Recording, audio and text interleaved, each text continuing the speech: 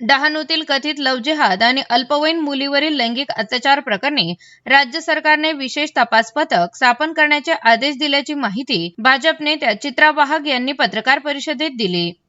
या प्रकरणात एका आरोपी विरोधात 2 सख्ख्या बहिणींवर लैंगिक अत्याचार केल्याचा गुन्हा दाखल करण्यात आला असून पीडित कुटुंब मानसिक धक्क्यात असल्याने सुरुवातीच्या तक्रारीत काही बाबी नमूद होऊ शकल्या नव्हत्या। मात्र पुरवणी जबाबदारानंतर गुन्ह्यातील कलमांमध्ये वाढ करण्यात आल्याचे त्यांनी सांगितले। आरोपीला अद्याप जामीन मिळालेला नसून केवळ कागदपत्रांची पूर्तता करण्याचे निर्देश न्यायालयाने दिले आहेत। चित्रा वाहक यांनी सांगितले की या तपासामध्ये हलगर्जीपणा करणाऱ्या पोलीस उपनिरीक्षक दिनेश आगाव याला तत्काळ निलंबित करण्यात आले। डहाणूच्या आजच्या या बंदला व्यापारी, नागरिक आणि विविध संघटनांनी उत्स्फूर्त प्रतिसाद दिल्याचे त्यांनी सांगितले। एसपी साहेबांशी बोलणं झालेलं आहे।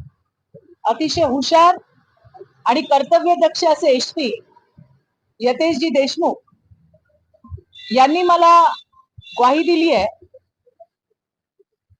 की लवकरात लवकर हा जो आरोपी आहे त्याला पकडण्यात येईल।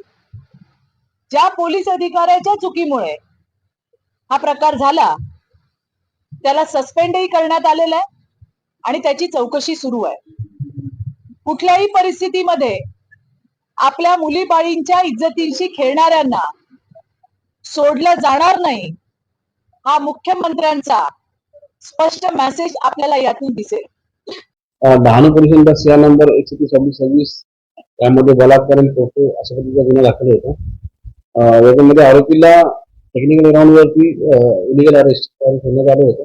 आरोपी अटकेसाठी आपण त्यामध्ये 3 तयार केलेले आहेत। 3 काम करते त्यामध्ये आणि सध्याचा तपास हा एसडीपीओ डहाणू याच्याकडे देण्यात आलेला आहे।